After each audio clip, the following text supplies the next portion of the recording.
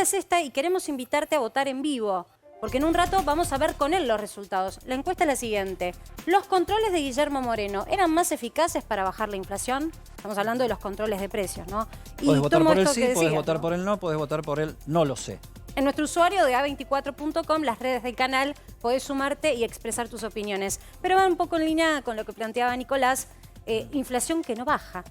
Cambian los colores políticos y incluso en el trazado del programa con el Fondo Monetario tampoco hay una expectativa de baja inflación. Exactamente. Es más, fíjate qué contradictorio que si este programa, la inflación baja, no saldría, ¿no? Y además hay algo que también el gobierno ha mentido. Dice, este es un sendero de crecimiento. No, las pautas de crecimiento son año a año inferiores, es decir, una tasa decreciente permanentemente, ¿no? Un crecimiento menor, un freno de la economía. Eso después me dijo un pajarito que hay un número del día por ahí que pone en tela de juicio en duda todo esto. Digo, para mí es importante tener en cuenta que el mecanismo de ajuste que ha venido teniendo este gobierno, y también lo tuvo el gobierno de Macri, y lo que dice este acuerdo es a través de que la inflación licúe los ingresos de los jubilados, de los trabajadores, los gastos en salud, en educación pública. Está claro, digo, el acuerdo podrá ser mejor, peor. Ahora, la verdad es que cuando uno habla con economistas, tanto los de izquierda, saquemos, digamos, economistas de ustedes, digo, tanto de izquierda por derecha, todos plantean, es mejor un mal acuerdo que el default. Entonces, mi pregunta es, ¿qué pasa si vamos al default? ¿Cuál sería el plan de ustedes, digamos, para... Y si pueden dar algún ejemplo de algún país que haya ido a un default con el Fondo Monetario Internacional y haya salido bien. Estábamos en default con los acreedores privados cuando terminó el gobierno de Macri, porque yo te digo algo, me parece que a mí nadie me puede contestar la pregunta de por qué si con estas políticas, ¿no?, pasamos de la dictadura a esta parte a tener una deuda que aumentó 42 veces, la pobreza pasó del 4 al 40%, el salario de un trabajador, de una trabajadora hoy vale la mitad de lo que valía en el año 74. Con los programas del FMI, bueno, Alfonsín terminó en lo que terminó, la hiperinflación. Después con Menem y la Alianza, la debacle del 2001, que fue antes inclusive del default. Porque, ¿quiénes son los defaulteadores? Los que tomaron un crédito que era totalmente impagable, una deuda impagable como la que tomó el gobierno de Macri, por ejemplo. Pero eso era claramente llevarte al default. ¿Pero a qué país le fue bien aislado del sistema financiero internacional? A ningún país le fue... Primero, Argentina con los 22 acuerdos con el fondo nunca le fue bien, para empezar. Segundo, en todos los países donde intervino el fondo, hubo brutales ajustes. Miremos el caso de Grecia, que tuvo que emigrar más del 10% de la población. Entonces yo ahora voy a tu pregunta en el sentido de que para nosotros el default capitalista, como el que hizo Rodríguez Sáez, otra forma de descargar la crisis sobre los trabajadores. Nosotros planteamos un desconocimiento soberano y tomar medidas de autodefensa nacional, porque Argentina no es que no tiene dólares. ¿Qué es lo que no nos pudo contestar Guzmán cuando vino el año pasado en diciembre? ¿Qué pasó con los 15.000 millones de dólares de superávit fiscal que tuvo la Argentina en el 2022 y los casi 13.000 millones en el 2021? Y dijo, y la verdad que no los pudimos retener. O sea, se dilapidan en pagos de deuda, fuga de capitales, dinero para que las empresas paguen, las grandes empresas paguen sus deudas, en las maniobras de importadores-exportadores. Entonces, el sistema bancario público, bajo gestión de sus trabajadores, una primera medida de autodefensa nacional, obviamente, con este desconocimiento soberano no puede ser... Tenés razón que habría que incluso hasta revisar, y es una muy buena propuesta, podría ser hasta una propuesta de proyecto de ley, para que todos conozcamos de qué se tratan las reservas monetarias. Y en línea, casi día a día. Pero hoy no hay. Hoy no hay dólares en manos de una gestión ni de la que venga. Si hoy cambiara el color político, hoy la foto es que no tenés reservas monetarias. Por eso, nosotros lo que planteamos es que sistema bancario bajo gestión de los trabajadores nacionalizado, de esa manera evitás la fuga de capitales. Punto número uno. Y también evitás que entren capitales. Número uno, es que capitales, digamos, no están entrando prácticamente. O sea, vos tenés una gravísima crisis en la Argentina. Porque la gente quiere dólares, no quiere pesos capitales, que se licúan con la inflación. Pero insisto, la fuga de capitales, que es un mecanismo que es una sangría de los recursos que genera el país, lo hacen a través de los bancos. Lo dijo Macri, se lo dimos a 4 grandes bancos. Lo hicieron en el 2001. Entonces, primero, y para cuidar el ahorro de los pequeños ahorristas, porque no nos olvidemos el corralito en el 2001, no nos olvidemos el plan Bonex, siempre meten la mano en los ahorros del pequeño ahorrista. Después, el monopolio estatal del comercio exterior. No puede ser que exista un oligopolio, 200 puertos privados de esos grandes empresarios, cerealeras, automotrices, etcétera, que manejan el comercio exterior a piacere. Entonces, hacen maniobras de sobrefacturación, de subfacturación. Los exportadores e importadores realmente son un problema y por eso para nosotros el monopolio estatal del comercio exterior es una medida fundamental. La idea es oponerse a todo hasta que hagan la revolución. No, nosotros todo lo que planteas es inconversable. Nosotros planteamos medidas que son de autodefensa nacional. Vamos a medidas mucho más avanzadas, si querés, como la que planteamos en la campaña electoral, que se discute en muchos países, como la reducción de la jornada laboral a 6 horas para repartir las horas de trabajo. Si afecta a las grandes empresas, podés obtener 1 millón de puestos de trabajo genuinos. Este gobierno que te dice, vamos a transformar los planes en trabajo, ¿sabés qué significa eso? En los municipios del conurbano, por 16.500 pesos, ni eso ni otra cosa se puede esclavo, conversar en este país donde no se puede hablar de reforma laboral. Yo lo que te quiero decir, y la que vos decís ni otra, no se puede hablar. Está prohibido hablar. Eso es una contrarreforma laboral la que plantean los grandes empresarios, en realidad, que es flexibilizar aún más la legislación laboral y que los trabajadores hoy están muy flexibilizados. Digo, gran parte de los trabajadores están informales, ¿no? Lo decíamos hoy en el recinto también, en la comisión. Entonces, me parece que nosotros planteamos una serie de medidas que es para planificar la economía, todos los recursos del país, no en función de lo mismo que se beneficia. ¿Un ejemplo exitoso internacional de eso? Mirá, hoy no hay un país que tenga el modelo socialista que nosotros planteamos, por supuesto. Algo que se acerque. Pero el desconocimiento soberano de la deuda se ha dado en muchos países, el desconocimiento de deuda. ¿Por qué? Porque hay un término en el derecho internacional que es el de deuda odiosa, que se han declarado en países, por ejemplo en Irak, ¿no? Donde cuando Estados Unidos invadió Irak, declararon deuda odiosa la deuda con Francia. ¿Por qué? Porque justamente el derecho internacional acuñó un término que es deuda odiosa para dar cuenta de todos aquellos procesos de endeudamiento que son contra los intereses populares, ¿no? Y que quien presta el dinero sabe que el país no lo va a poder pagar, porque es un mecanismo, una bola constante, igual, una bola Nicolás, de nieve que nos trajo hasta acá. Toma algo que dijiste. No es que vamos hacia un ajuste, vamos a seguir en ajuste. Exacto. Vamos a poner las cosas de la economía como hay que decirlas. Pero es cierto que me agarro de un informe muy bueno que hizo Dari también la semana pasada, de otros países que sí, en algún momento cayeron en esta tentación de pedir dinero prestado al Fondo Monetario Internacional para poder sanear sus cuentas.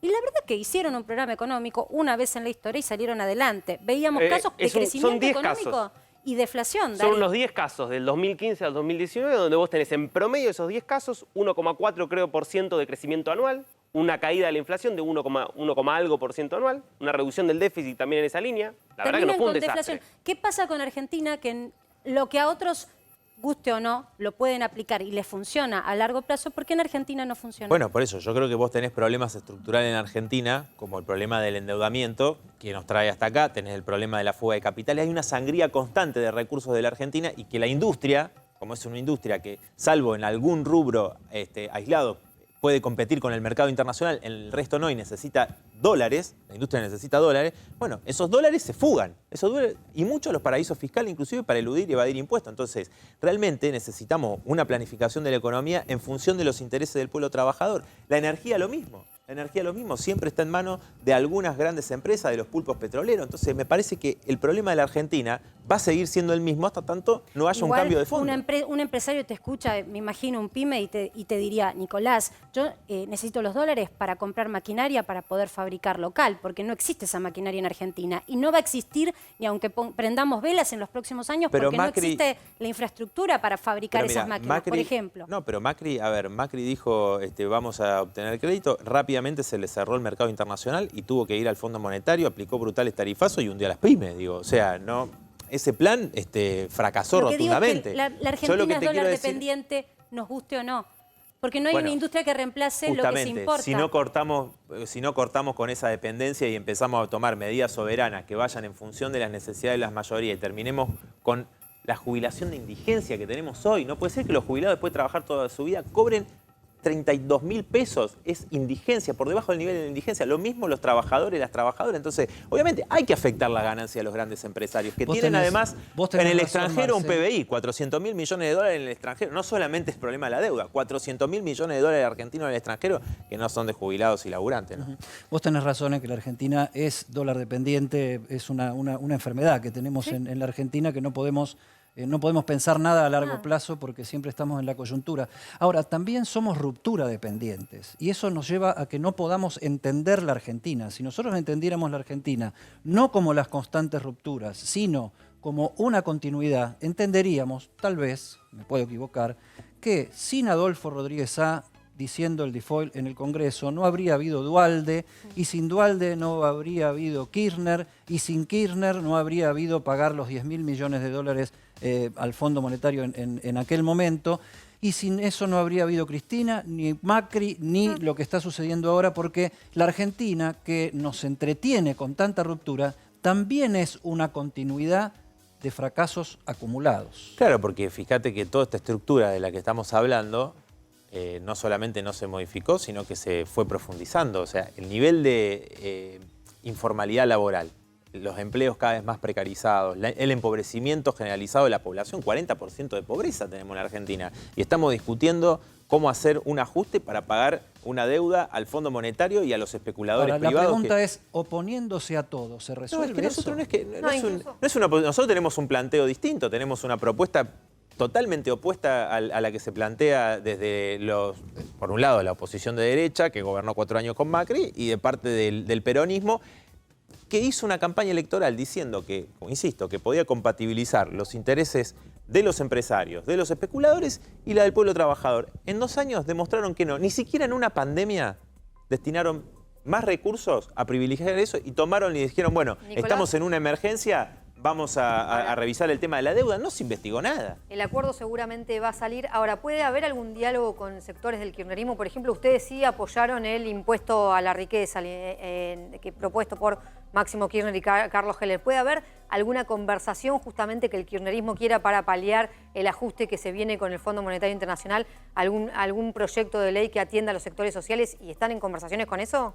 Mira, nosotros vamos a hacer una movilización el día jueves. Ya hicimos una en diciembre y otra en febrero con más de 100 organizaciones. Fueron multitudinarias y nos vamos a movilizar el jueves, si se trata el viernes, masivamente para oponernos. Yo creo que, obviamente, el kirchnerismo tiene otra perspectiva distinta. Si ustedes ven alguno de los videos que subió la Cámpora, uno podría interpretar también que la única forma, lo que demostró el pago de Néstor Kirchner al FMI, que sacarse de encima al FMI era pagando.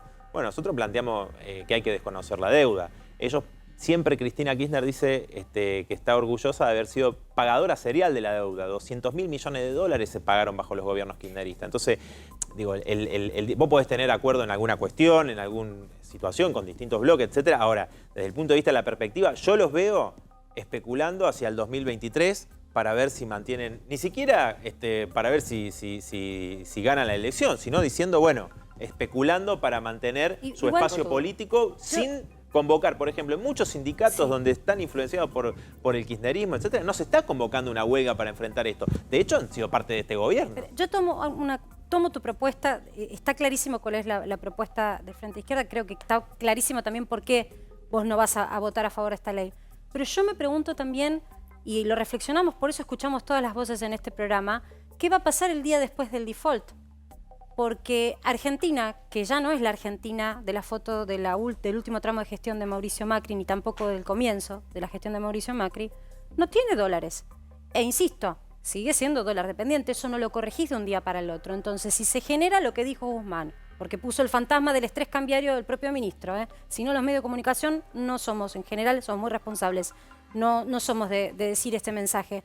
Pero si hay un fuerte salto del dólar, porque finalmente el gobierno deja que se entre en default y no le paga el Fondo Monetario o el proyecto no sale. ¿Quién paga ese costo? ¿No van a ser los trabajadores con una remarcación de precio sideral, por ejemplo? Por supuesto, nosotros planteamos estas medidas que yo te estaba mencionando anteriormente y muchas más como un plan integral, porque sabemos que va a haber una respuesta de los sectores del poder si hay una medida soberana de desconocimiento de la deuda en la Argentina. Y hace falta poner en pie un gran movimiento. Por ejemplo, el control de precios que se dice. No, los mismos trabajadores tienen que controlar los precios. ¿Cómo? Desde lo que hizo Guillermo Moreno, lo que hace ahora Feletti, etcétera. Bueno, eso no da el resultado, digamos que... O sea que vos si votás en nuestra encuesta... Yo te diría que los trabajadores que saben cuánto es el costo de producción, de distribución, de transporte, que podría controlarse toda la cadena alimenticia. Vos te pensás, las empresas, por ejemplo, alimenticias, ganaron en la pandemia una fortuna mientras la población se empobrecía. Entonces, la desigualdad siguió avanzando. Nicolás, si no tomás esas medidas, digo, de fondo, siempre este chantaje. Con Alfonsín fue lo mismo fue con Menem y de la Rúa. O sea, si no pagamos, se viene el caos. O sea que esto vos votás que no. Si te hacemos partícipe de nuestras encuestas, ya que estás acá con nosotros, vos votás que no. Por supuesto que Nicolás, no. vos mencionabas el caso de Grecia. Grecia es uno de los casos, yo te diría, más cercanos de un país más de mediano porte en términos económicos, que estuvo a punto de romper, hasta hizo un referéndum para no pagar la deuda. Referéndum que ganó, la respuesta de la población fue no paguemos. Sin embargo, a último momento, el gobierno decidió no cumplir con ese referéndum y pagar. Un gobierno de izquierda dura, radical, que era el de Tsipras. ¿Por qué crees que ese gobierno que estuvo tan cerca, cuando llega el momento de la verdad, se da cuenta de que es mejor pagar? Bueno, primero no lo definiría como izquierda dura justamente a Syriza. Para los estándares europeos, por lo menos. Bueno, creo que venía de un proceso muy importante de enormes huelgas en Grecia en ese momento y por eso Syriza y Tsipras tuvieron ese discurso, hicieron ese plebiscito, como bien mencionás vos, que ganó el rechazo a los planes de austeridad del FMI, del Banco Central Europeo, etc. Entonces, ahora, las consecuencias fueron brutales. Digo, Grecia se hundió por años.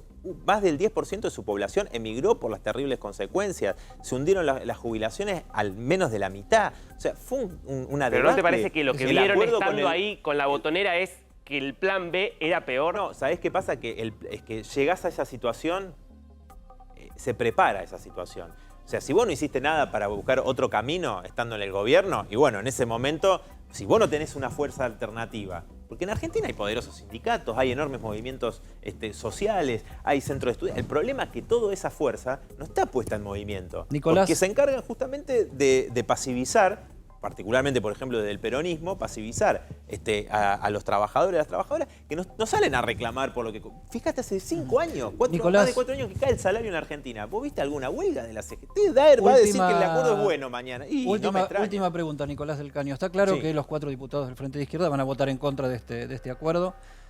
¿Sale el acuerdo?